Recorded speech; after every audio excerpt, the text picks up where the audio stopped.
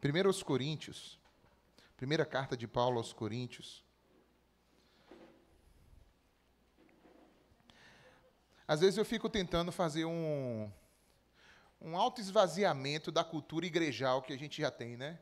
A gente tem a cultura igrejal. Eu mesmo nasci em igreja, então essa coisa de vir para a igreja, de saber mais ou menos o que é que acontece no culto da igreja, tudo isso na minha mente já está tudo encaixado. O que foi, gente? É o tema da nossa mensagem de hoje. Que bom, né? Como é o nome? Cristicamente. Cristicamente. Eu sei que talvez nem todos vão pegar uma referência, porque eu não sei se todo mundo já assistiu esse filme aí. Vocês já assistiram ou não? Quem já assistiu, levanta a mão. Não, pode ser um ou dois, não importa. Ou os dois, não importa, levanta a mão. Quem não assistiu ainda e nem sabe do que é que se trata? Não, você não assistiu e nem sabe do que é que se trata. Levanta a mão. Alguns. É um filme que já está no seu segundo... Cadê Dimas para me ajudar? Não é episódio não, que fala que episódio é de série. Enfim, está no seu segundo filme. E ele fala de uma maneira assim, bem divertida, bem lúdica, como é que funciona esse negócio das nossas emoções dentro da gente, dentro da nossa mente, dentro do nosso coração, né? E eu achei essa imagem muito interessante, porque cada um daqueles bonequinhos nessa animação, eles representam um tipo de emoção diferente. E aquela mesa de controle ali é justamente a consciência. É justamente aquele espaço onde as decisões são tomadas, para onde a coisa vai, né? E no filme, acontece um monte de momentos em que cada uma dessas emoções quer tomar conta, o controle de tudo, né? E vocês que têm vindo nos últimos finais de semana aqui, vocês têm visto que a gente tem falado sobre a mente de Cristo, né? E aí eu quero fechar essa série hoje com essa reflexão. E eu achei tão interessante essa imagem, não foi eu que fiz, eu achei na internet, porque é exatamente o que a gente entende que precisa acontecer dentro da nossa mente, na nossa consciência, quando a gente deixa o Senhor Jesus assumir o controle das nossas vidas. Amém? E é óbvio que quando a gente fala do Senhor Jesus ali, a gente está falando do Espírito Santo do Senhor que habita dentro de nós. Amém, pessoal? Então, vamos ler esse texto da palavra. Eu vou pedir logo a você que abra, então, a sua Bíblia aí em 1 Coríntios, capítulo 2.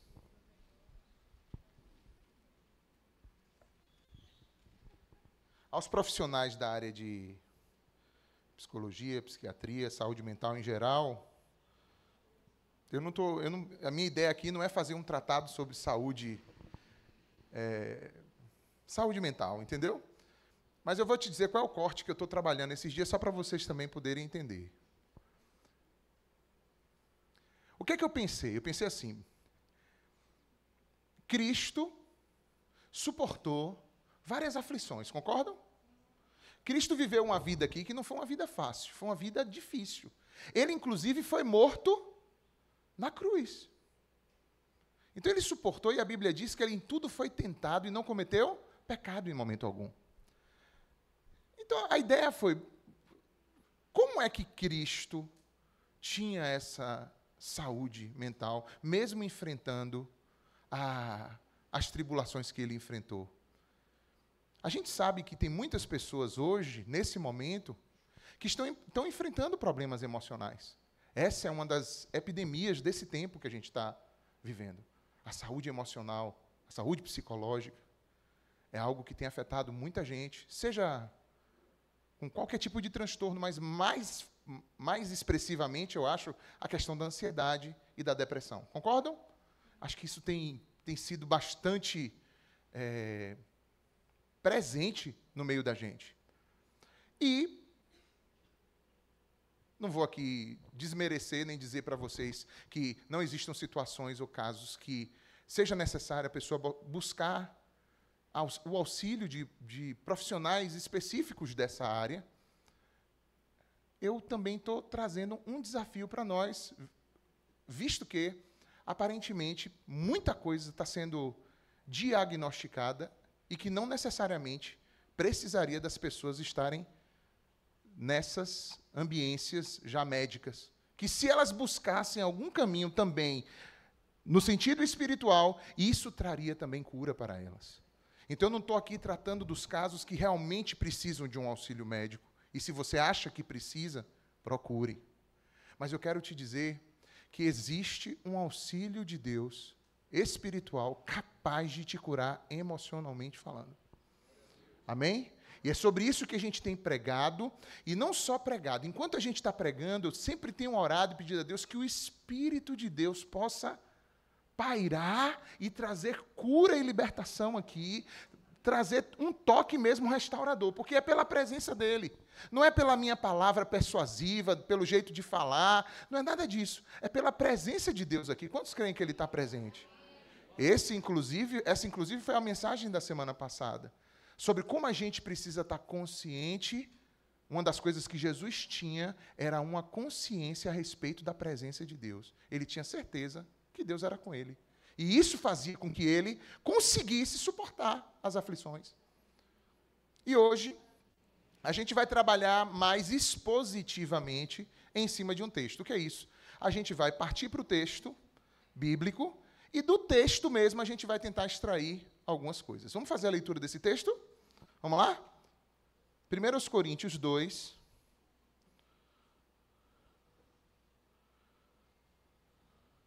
Nós vamos ler do versículo 5. Não, desculpa. Do versículo 4 até o versículo 16. 1 Coríntios 2, do 4 ao 16. Quem não tiver uma Bíblia aí por perto, eu acredito que aqui no projetor vai estar também o texto. Diz assim: a minha mensagem e a minha pregação não consistiram em palavras persuasivas de sabedoria, mas em demonstração do poder do Espírito, para que a fé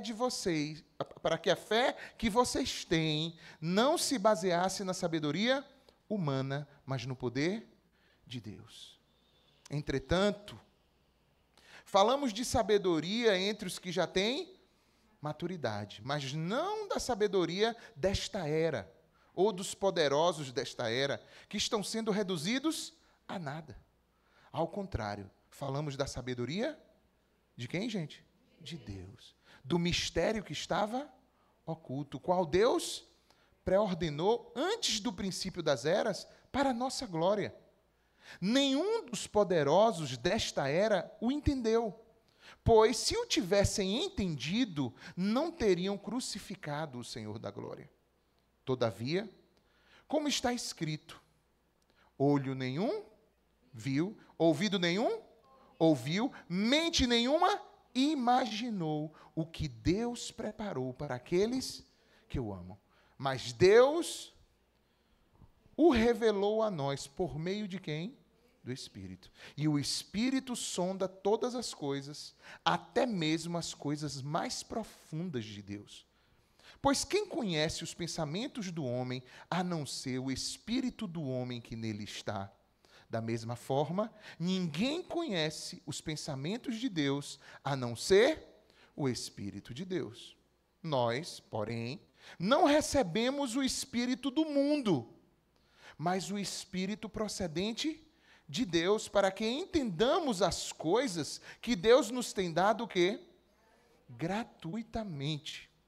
Delas também falamos, não com palavras ensinadas pela sabedoria humana, mas com palavras ensinadas pelo Espírito, interpretando verdades espirituais para os que são espirituais. Quem tem o Espírito,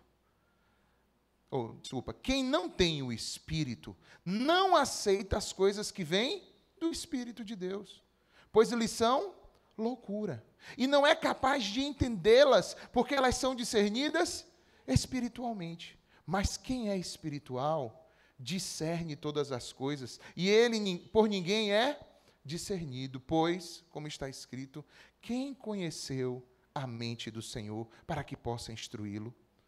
Nós, porém, temos a mente de Cristo. Vamos dizer essa última frase juntos? Profeticamente aí? Nós, porém, temos a mente de Cristo. Só vocês? Nós, porém, temos a mente de Cristo. E eu sei que enquanto eu estiver falando aqui, eu não tenho capacidade de te convencer, e nem é esse meu propósito.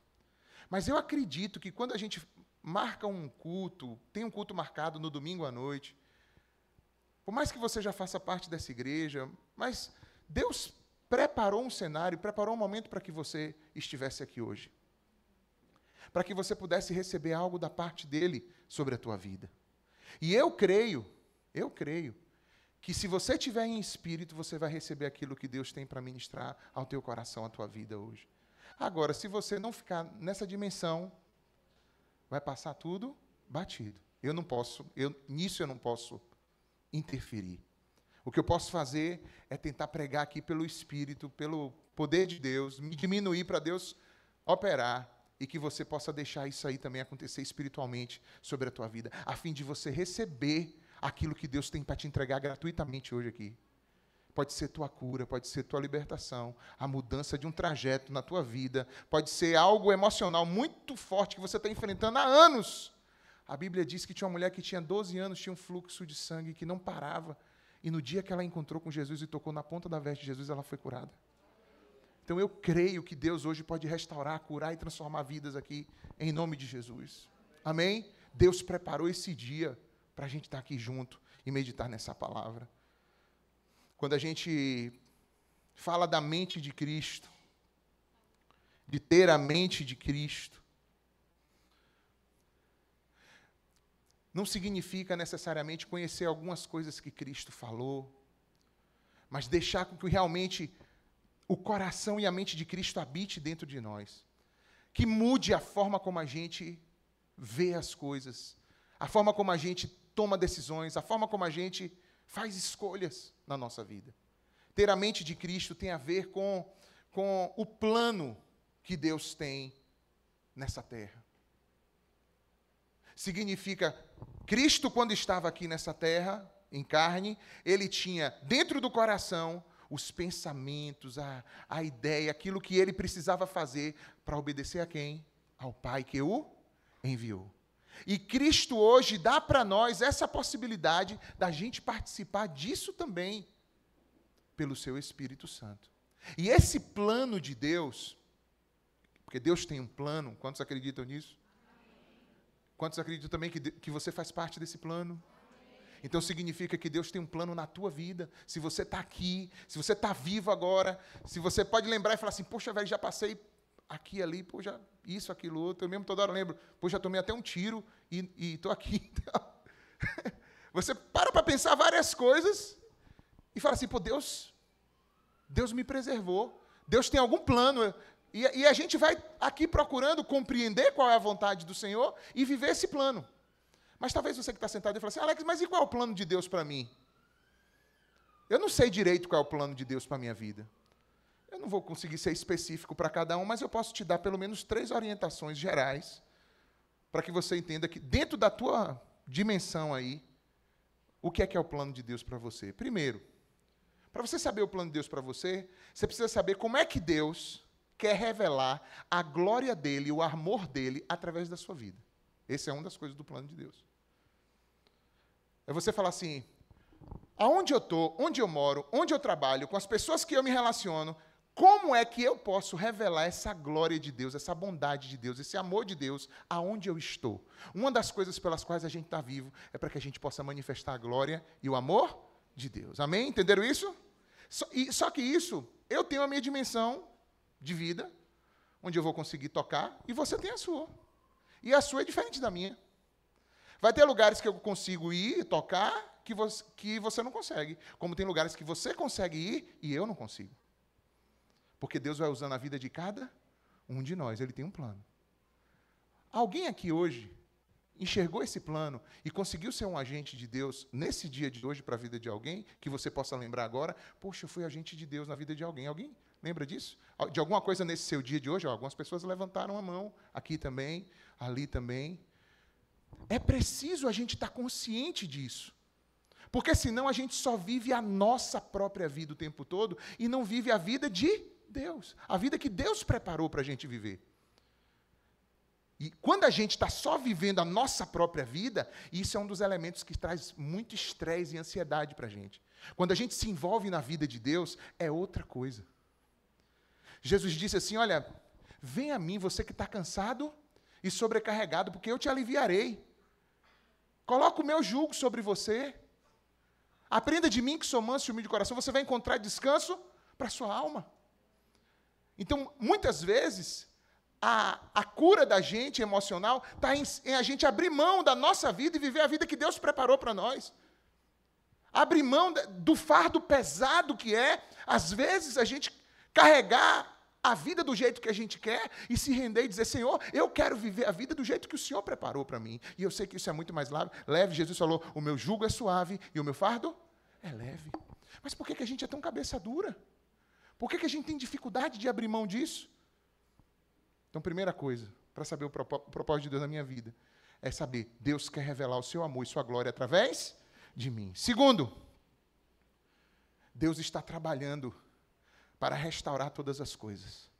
Isso não vai acontecer nesse mundo do jeito que está. Jesus vai voltar. Haverá novos céus e nova terra. Amém? Quantos creem nisso? Quantos estão nessa esperança aí? Essa esperança tem que estar dentro da gente. Falei sobre isso hoje pela manhã, na Escola Bíblica Dominical. Só que enquanto Jesus não vem, nós precisamos ser pequenos agentes dessa restauração. Isso significa que a gente não pode guardar rancor, gente, nem mágoa de ninguém. Que Jesus veio, Deus enviou Jesus a esse mundo para restaurar a nossa relação com o Pai. Como é que a gente que diz estar com Deus, que diz andar com o Espírito de Deus, não vai também perdoar? E não vai ser um agente também de restauração e de reconciliação? Cabe isso? Não cabe. Então, se eu quero conhecer o propósito de Deus, eu preciso entender como é que Deus está me usando para reconciliar, restaurar coisas. Como é que Deus está me usando como um pacificador, como um transformador de outras vidas. E o terceiro ponto. Deus me manteve aqui para que, através da minha vida, Deus possa salvar outros que ainda não conhecem. Amém ou não? Você precisa entender isso, meu irmão, minha irmã. Quantos aqui já entregaram a sua vida a Cristo? Quantos aqui dizem, eu sou filho de Deus, eu entreguei minha vida a Cristo, eu sou nova criatura? Quantos podem afirmar isso? Pronto, se você é nova criatura, você precisa ser um missionário, uma missionária. Você precisa ser alguém que está falando do amor de Deus para que outros possam se arrepender dos seus pecados e também render a sua vida a Cristo. Quantos estão entendendo o que eu estou falando? Dá um glória a Deus. Abra sua Bíblia em Lucas. Lucas, capítulo 19, esse capítulo ele tem umas passagens interessantes, mas ele tem uma passagem que fala de Zaqueu. Vocês lembram de Zaqueu? O que é que você sabe sobre Zaqueu? Todo mundo vai falar logo, porque ele era um cara bem baixinho, não é isso? É o que logo se lembra de Zaqueu. Mas enfim, Zaqueu também ele era cobrador de impostos, ele era um cara muito rico. Mas ele tinha um desejo de conhecer Cristo. Ele, mesmo tendo a riqueza que ele tinha, ele sentia que dentro dele tinha um quê? Um vazio, uma lacuna. Ele procurava significado para a vida dele e não estava conseguindo achar. E ele ouviu que Jesus ia passar, ele disse, eu vou lá, eu quero pelo menos ver ele. Eu vou na frente, vou me esconder naquela árvore, eu vou subir na árvore, vou ficar escondidinho. Na hora que ele passar, eu vou contemplar quem ele é. Eu tenho muito desejo de conhecer. Eu quero conhecer Jesus e ser achado nele. Zaqueu foi achado em Cristo. Vem Jesus andando com a multidão, de repente passa debaixo da árvore, quando chega debaixo da árvore, Jesus para. Ninguém entende nada. De repente, depois de parar, Jesus olha para cima. Quando olha para cima, quem é que está lá escondido no meio da moita lá? Zaqueu. Zaqueu nunca esperava aquilo. Mas isso significa que quando Zaqueu, antes de Zaqueu estar procurando Jesus, Jesus já estava procurando Zaqueu. Amém ou não? Talvez você veio aqui hoje e está falando assim, eu estou procurando Deus, estou procurando Jesus, estou procurando me achegar mais a Deus. Deixa eu te dizer, você já está vindo porque Ele já te procurou antes. Aleluia. Ele já procurou você antes. Ele já foi atrás de você antes. Ele já sabe do que você está implementando no teu coração. Ele sabe as coisas que você tem cogitado. Ele já vai movendo através do seu espírito. E aí, quando Jesus encontra com Zaqueu, fala, Zaqueu, desce daí. O pessoal achou chato aquilo, porque o pessoal detestava Zaqueu, né? Mas Jesus foi comer na casa de Zaqueu. E Zaqueu, quando recebeu Jesus em casa, na mesa do jantar, ele diz assim, olha, Senhor, a tua presença está transformando a minha vida. Eu vou pegar metade do que eu tenho e vou dar aos pobres. E se eu roubei alguma coisa de alguém, eu vou restituir 4 vezes mais. Jesus então fala assim, hoje veio salvação a essa casa. Quando é que você vê que salvação aconteceu? Quando o Espírito Santo entra e começa a provocar o quê? Transformação. Amém ou não? Essa é a testificação de que fomos selados com o Espírito. Quando um processo de transformação começa a acontecer, quando a gente não consegue mais viver a vida do jeito que a gente vivia antes. Quando nossos pensamentos, por exemplo, Zaqueu até aquele momento pensava que riqueza era uma coisa. Depois que ele conheceu Jesus, ele falou, riqueza é Jesus. Amém ou não? Amém ou não? Tem gente que pensa que amor, paixão é uma coisa. Depois que conhece Jesus, amor, paixão é isso aqui, ó. Tem gente que pensa que prazer, não sei o quê, é uma coisa. Quando conhece Jesus, agora eu sei, prazer é isso aqui. É Jesus. Amém? Ele começa a transformar os valores dentro de nós. Mas o texto que eu queria destacar, estou contando a história de Zaqueu, mas quando chega no final desse encontro, Jesus faz uma declaração que está no versículo 10 de Lucas 19. Abriram aí? Olha o que diz. Lucas 10, ou 19, versículo 10.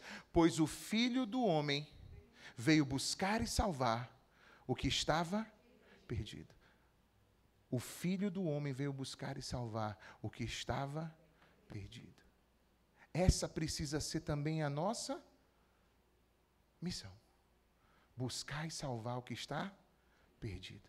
Amém ou não? Do mesmo jeito que Jesus fez isso, se eu já fui alcançado por Jesus, se eu estava perdido, fui encontrado, eu vou me tornar agora aquele que também vai buscar quem está o quê? Perdido. Essa é a nossa missão. Quando a gente partilha dessa responsabilidade, dessa mente de Cristo, entra no coração, porque, por exemplo, deixa eu fazer uma pergunta para vocês. Pelo jeito que você imagina Deus, como você imagina Deus? Você acha que aquilo que Deus mais deseja é o quê? O que é que Deus, quando olha para essa terra, esse mundão de meu Deus, como diz, esse mundão de meu Deus, quando ele olha para cá, você acha que o que ele mais deseja é o quê? Ver todas as pessoas possíveis salvas. Para não irem para onde? Para o inferno. Esse é o maior desejo de Deus. Como é que eu posso ter a mente de Cristo se eu não me alinhar com esse pensamento? A mente de Cristo está pensando nisso. Em como posso glorificar Deus. Em como posso ser um agente de restauração, de perdão. Em como uma vida pode ser alcançada e transformada através da pregação do Evangelho. Aleluia. Aleluia. Quando a gente leu esse texto hoje de 1 Coríntios capítulo 2, no último versículo disse assim, mas nós temos a mente de Cristo. Mas eu queria vir fazendo rapidinho com vocês alguns comentários nos versículos anteriores. Vamos lá?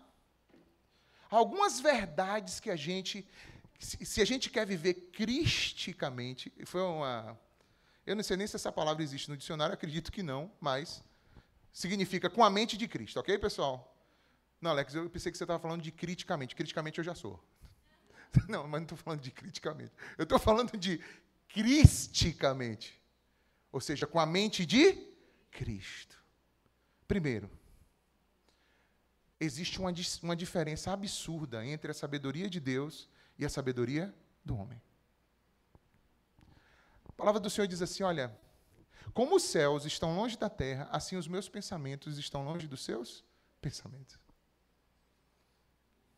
A gente precisa entender que o nosso pensamento carnal humano, muitas vezes, está completamente dissociado daquilo que o Senhor pensa. Olha o que diz o versículo 5 e 6, vamos revisitar o texto lá, de 1 aos Coríntios 2.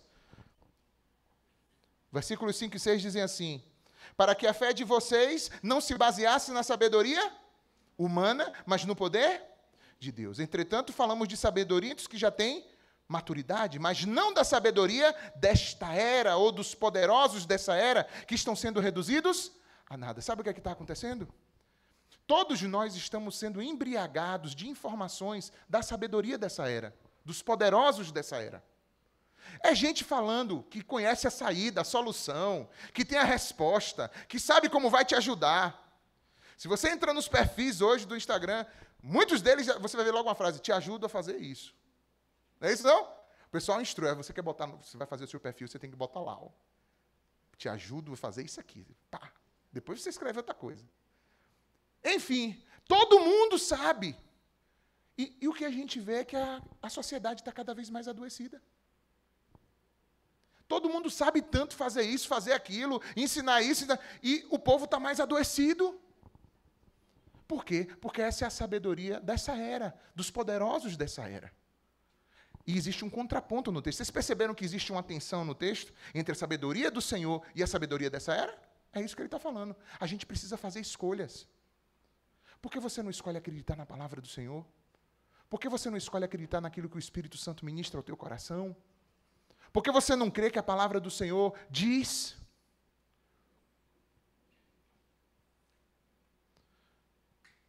Sabe por quê? Porque escolhemos seguir os sábios dessa era. E não a sabedoria que vem de Deus. Para você viver aquilo que vem da parte de Deus, você tem que renunciar à sabedoria desta era, para poder receber a sabedoria que vem de Deus. Amém? Esse é o primeiro ponto. Segundo ponto. E Cristo era assim. Cristo era assim. Teve uma vez que Cristo se encontrou, eu vou usar isso aqui antes da gente passar para o segundo ponto, só para você ver. Teve uma vez que Cristo estava com... Eu falei dessa mulher do fluxo de sangue, não falei? Só que quando ele curou essa mulher, ele estava indo para a casa de Jairo. Quantos lembram disso? Ele estava no caminho indo para a casa de Jairo. E na casa de Jairo, Jairo tinha vindo chamar Jesus, porque a filha de Jairo, a mulher tinha 12 anos que tinha um fluxo, não é isso? De sangue. E a filha de Jairo também tinha 12 anos. E ela adoeceu e estava quase morrendo. E quando Jairo veio, ela ainda estava enferma. Quando Jairo chegou, que Jesus veio andando e que parou, que atendeu aquela mulher. Essa semana, inclusive, Jonatas, que é pastor lá do Aprisco Salvador. Gente, me lembra no final, eu queria falar um negócio sobre... Lá o Aprisco Salvador vai ter um evangelismo sábado, eu vou avisar no final do culto. Jonatas até escreveu um texto sobre isso, sobre como a gente às vezes pensa das nossas urgências e como Deus trabalha, mas foi muito legal esse texto.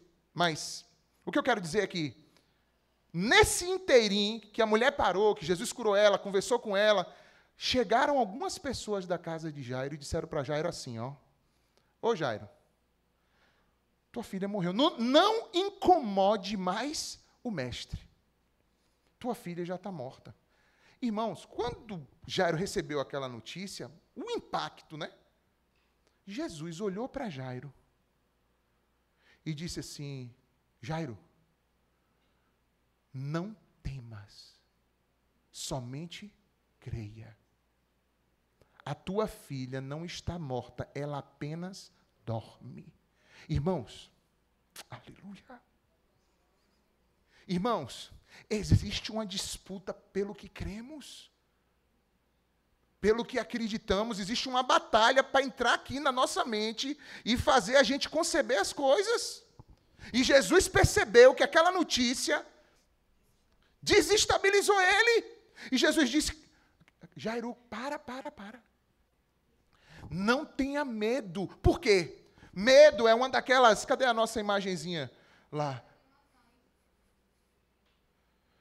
Medo é uma daquelas emoções que vocês viram. Eu não sei se ele está ali. É o sequinho lá em cima, não é isso? Isso. Aquele lá em cima. Está no ombro de vergonha. Vergonha é o vermelhão. É. Sim, enfim. Olha só. Esse é o segundo, é. Tá inclusive no cinema. Aí, veja só. O que é que o medo fez? O medo queria assumir o quê? O controle. Jesus disse, Jairo, eu estou no controle. Então, não tenha medo, somente o quê? Creia. Você entende que as coisas na sua vida precisam passar por essa decisão sobre o que é que você vai acreditar? Ele vai acreditar agora na notícia das pessoas que chegaram da casa dele, ou ele vai acreditar no que Jesus está falando? Você pensa que eu e você não passamos por isso todo dia? Sobre as nossas lutas, as nossas situações? A gente passa exatamente pelo mesmo. E cabe a gente, pessoal, dar ouvidos a quem? Os caras disseram, tua filha está? Jesus disse, tua filha está? Os caras disseram, tua filha está? E Jesus disse, tua filha está? Você vai acreditar em quem? Eu vou acreditar naquele que tem todo o poder. Porque o que ele fala, ele garante. Amém ou não?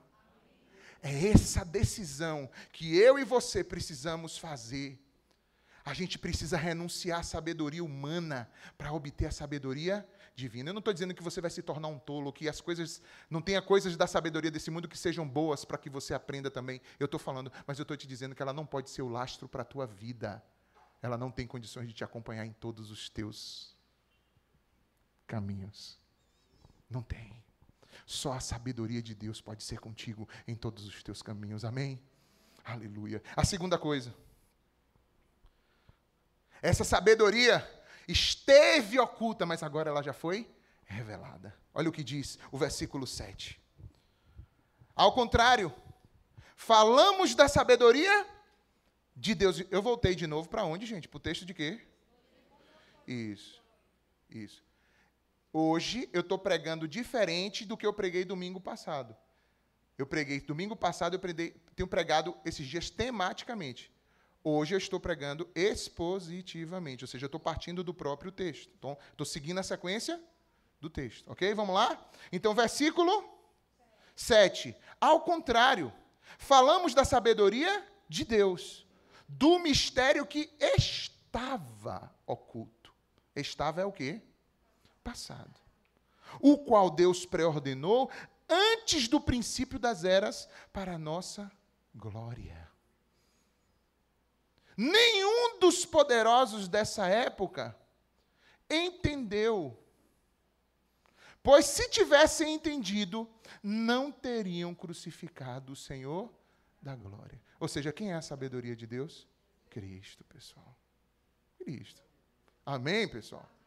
Então, o que é que ele está dizendo? Deus, essa sabedoria esteve oculta, mas agora ela já se revelou. E quando ela se revelou, os homens não quiseram. Como até hoje tem gente que ainda não quer. Porque prefere a sabedoria de quê? Dessa era. Não quer Cristo, não quer a sabedoria de Cristo. Prefere o seu próprio coração, os seus próprios pensamentos. E não aquilo que Cristo diz. Ah, eu acho que vida é isso. Sim, mas Cristo diz que vida é isso? Não, mas ele tem a opinião dele, eu tenho a minha, é problema. Pronto. Essa é a vida de rejeição ao Filho que muitos viveram e têm vivido. Você vai continuar dando murro em ponta de faca? Sacrificando a tua própria vida e a vida dos que te cercam por estar vivendo uma vida fora da vontade de Deus? Por que isso? Abre o teu coração. Deixa o Senhor trabalhar, porque aquilo que estava oculto já foi revelado. E essa sabedoria de Deus é Cristo. E Cristo chama você, a todo homem, toda mulher, que se arrependa e siga-o. Ele disse, se alguém quiser vir após mim, negue-se a si mesmo, tome a sua cruz e me siga. Amém? Terceiro, a mente de Cristo, ela é dada através da presença do Espírito Santo nas nossas vidas. Olha só o que diz o versículo 10 a 12. Mas Deus o revelou a nós por meio do Espírito. E o Espírito sonda até todas as coisas, até mesmo as coisas mais profundas de Deus. Pois quem conhece os pensamentos do homem a não ser o Espírito do homem que nele está? Da mesma forma, ninguém conhece os pensamentos de Deus a não ser o Espírito de Deus.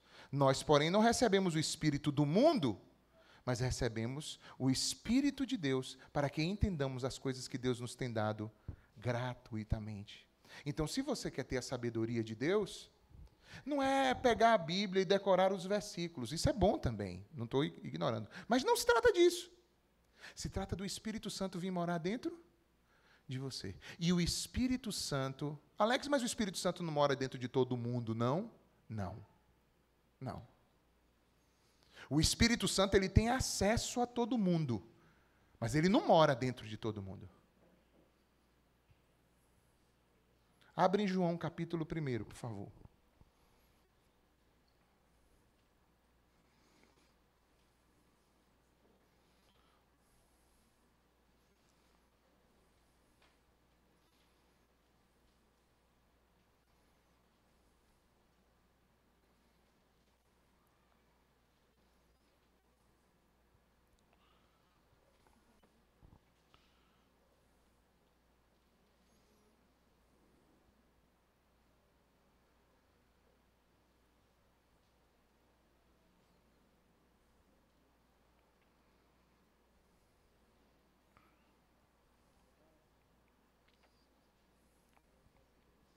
Abriram aí João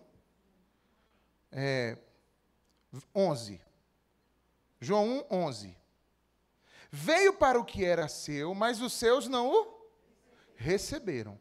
Contudo, aos que o receberam, os que creram no seu nome, deu-lhes o direito de se tornarem filhos de Deus, os quais não nasceram por descendência natural, nem pela vontade da carne, nem pela vontade de algum homem, mas nasceram de Deus. Amém? Agora vai em Romanos.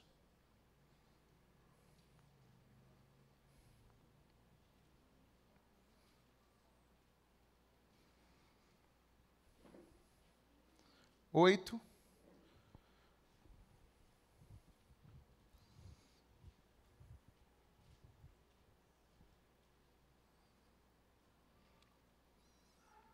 Cinco em diante. Não.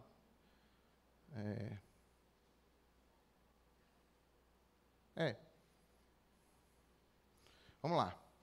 Romanos 8, do 5 em diante. Acharam? Estão comigo aí? Estão ainda aí, gente? Pessoal lá do fundão? Todo mundo? Ok? Vamos lá? Diz assim, ó. Quem vive segundo a carne tem a mente voltada para o quê? Ao que a carne deseja. Se você só anda na carnalidade, é porque você tem andado segundo a carne, tem vivido segundo a carne. Mas quem vive de acordo com o Espírito, tem a mente voltada para aquilo que o Espírito deseja.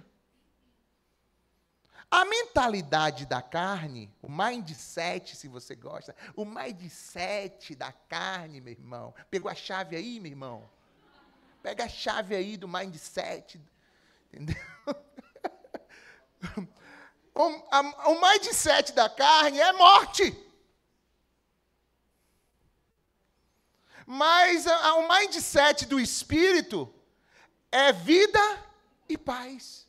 O mindset da carne é inimiga de Deus, porque não se submete à lei de Deus e nem pode fazê-lo. Quem é dominado pela carne não pode o quê, pessoal? Agradar a Deus. Entretanto, vamos profetizar, glória a Deus, todos aqui. Vocês não estão sob o domínio da carne, oh glória, mas estão sob o domínio do Espírito. Se de fato, olha só, o Espírito de Deus habita em vocês. Não tem como a gente viver pelo Espírito sem ser a habitação do Espírito. E não tem como eu ser a habitação do Espírito sem antes ter entregado a minha vida a Cristo como meu Senhor e Salvador. Amém ou não? O Espírito, ele não vai fazer habitação na casa que está tomada por quem? Pela carne. Não. Primeiro essa casa tem que dizer assim, ó, essa casa é tua casa, nós deixamos ela para... Primeiro ela tem que fazer isso. É claro que quando a pessoa faz isso, não é porque eu estou convencendo você, é porque o Espírito já está trabalhando para você tomar a sua decisão, sim ou não? O Espírito já está falando. Há pouco mesmo eu falei com uma pessoa e falando assim, Deus está trabalhando na minha vida. Eu sinto que a hora está chegando de Deus... de eu tomar minha decisão. Eu falei, amém. Ainda profetizei, falei, tomara que seja hoje. Amém. Então, o que é que acontece? Vamos continuar só mais uns uns versículos aqui. E se alguém não tem o Espírito de Cristo, o quê, pessoal? Não pertence a Cristo. Mas se Cristo está em vocês, o corpo está morto por causa do pecado, mas o Espírito está vivo por causa da justiça. E se o Espírito daquele que ressuscitou Jesus dentre os mortos habita em vocês, aquele que ressuscitou Jesus Cristo dentre os mortos também dará vida aos seus corpos mortais por meio do seu Espírito que habita em vocês. Portanto, irmãos, estamos em dívida, não para com a carne, para vivermos sujeito a ela. Pois se vocês viverem de acordo com a carne, o quê? Morrerão. Mas se pelo Espírito fizerem morrer os atos do corpo, viverão.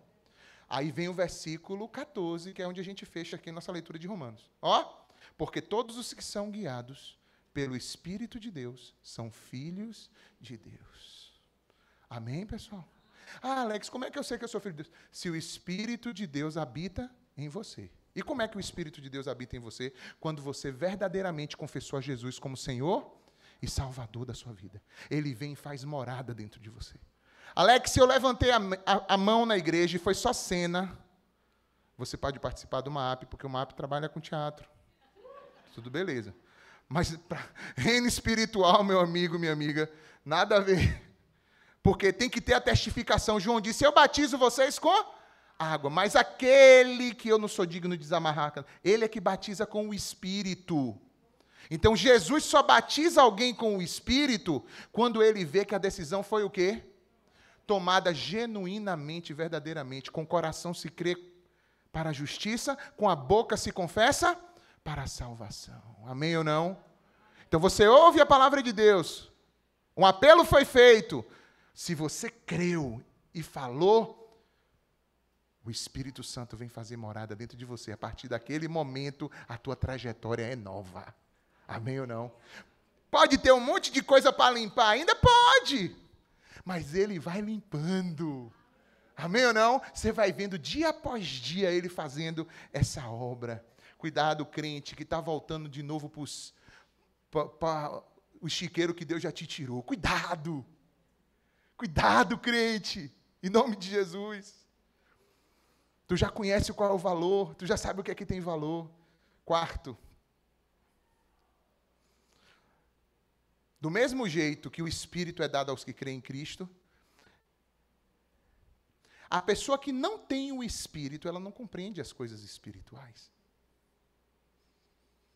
Tem muita gente, por exemplo, da igreja, até fala isso aqui direto, que a pessoa quer doutrinar alguém que nem se converteu.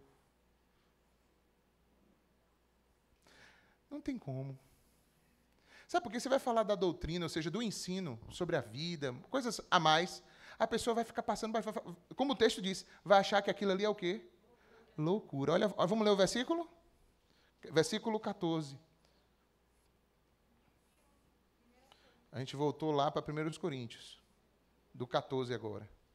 Quem não tem o Espírito não aceita as coisas que vêm do Espírito de Deus, pois eles são o quê?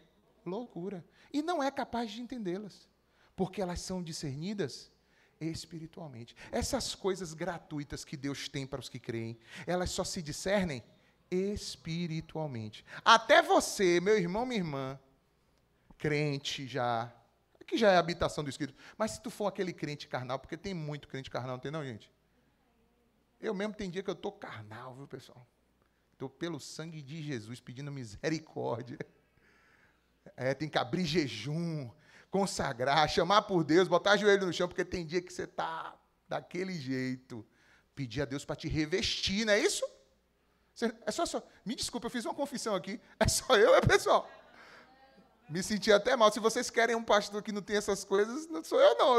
Eu tenho esses problemas. Eu tenho. Entendeu? Lutas, irmãos. Lutas. Aí você tem que se entregar mais, se quebrantar mais, pedir mais misericórdia a Deus, porque às vezes vem as aflições, as dificuldades, e se você não tiver no Espírito, você não suporta, não. É ou não é? Na força do braço, da carne, não aguenta, não. Aguenta, não. Então, você quer conhecer o que Deus tem? Só se discerne o quê? Espiritualmente. Amém? E o último ponto. quando você tem essa mente de Cristo, você consegue discernir bem as coisas. Por mais que as coisas sejam complexas, quando você vai à presença de Deus, você fala, Senhor, entendi. O que eu não entendi, eu descanso, porque eu creio e confio, Senhor. Obrigado porque o Senhor abriu o meu entendimento. O salmista, acho que no Salmo 73, ele fala assim, que ele começou a ver umas coisas muito complicadas na vida dele, e vendo como é que o ímpio estava prosperando no caminho dele, como é que o ímpio está fazendo um monte de coisa errada, e está indo para frente, e não sei o quê, e eu que estou querendo fazer a vontade de Deus, estou aqui passando um perrengue, estou passando a maior dificuldade, e a cabeça dele começou a ferver com esse negócio, igual a radiador.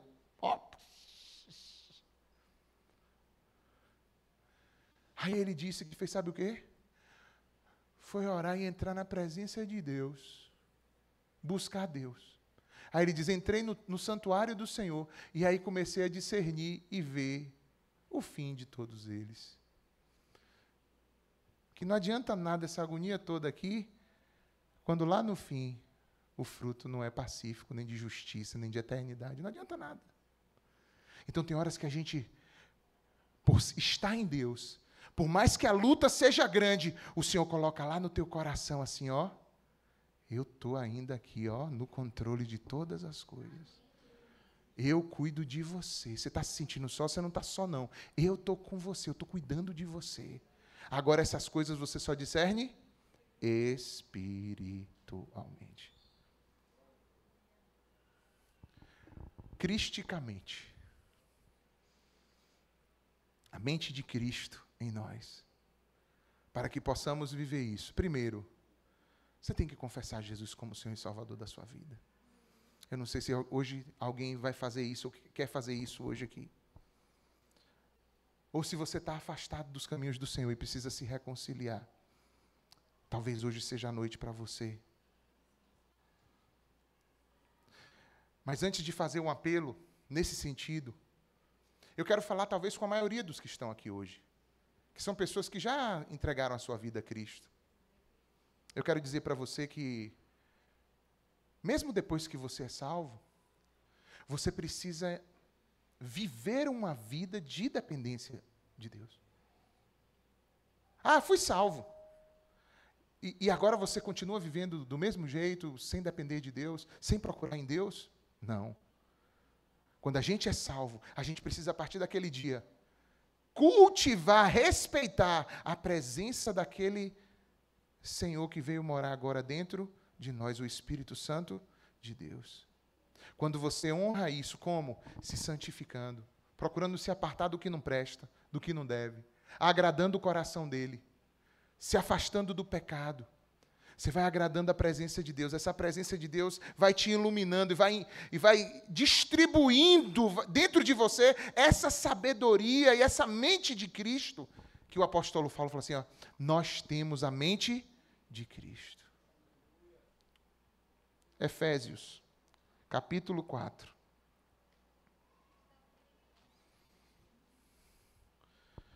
Essa é para você, meu irmão, minha irmã. Você que já é crente.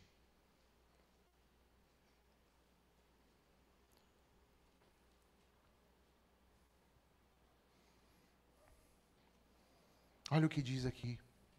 Efésios 4, 30.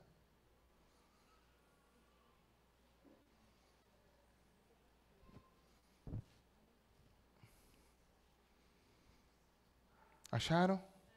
Olha o que ele diz. Não entristeçam quem? Olha só, gente. Não entristeçam o Espírito Santo de Deus, com o qual vocês foram o quê? Selados para o dia da redenção. O selo da nossa redenção, da nossa salvação é quem? O Espírito Santo. Então, não entristeçam o Espírito Santo. Aí ele vai dizer como? Livrem-se de toda amargura, indignação e ira, gritaria e calúnia, bem de como toda maldade. E sejam bondosos e compassivos uns para com os outros, perdoando-se mutuamente, assim como Deus os perdoou em Cristo. E para você, meu querido, minha querida que está aqui hoje, e ainda não tomou sua decisão em Cristo, ou anda afastado, desviado, ou ainda não tomou sua decisão publicamente, eu quero deixar esse último texto. Romanos, capítulo 12.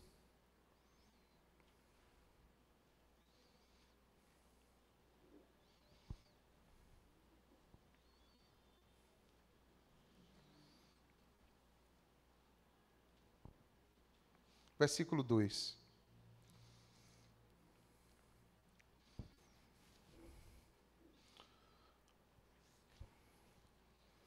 Diz assim, 12:2. Não se amoldem ao padrão desse mundo, mas transformem-se pela renovação da sua mente, para que sejam capazes de experimentar e comprovar a boa, agradável e perfeita vontade de Deus. Que Deus nos abençoe, irmãos, em nome de Jesus. Você pode baixar sua cabeça por um instante? Você pode conversar com o Senhor a respeito dessa palavra? Você pode dizer, Senhor, eu quero viver cristicamente. Eu quero ter a mente de Cristo, Senhor. Eu quero andar conforme o Teu Espírito. Me ajude, Senhor. Eu quero discernir a Tua voz. Eu quero discernir o que o Senhor tem me dado gratuitamente. Eu quero discernir aquilo que o Senhor tem me mostrado, me conduzido na minha vida. O que é que o Senhor tem para mim? Me ajuda, Senhor. Fale com Ele agora. E eu quero fazer esse apelo nessa noite.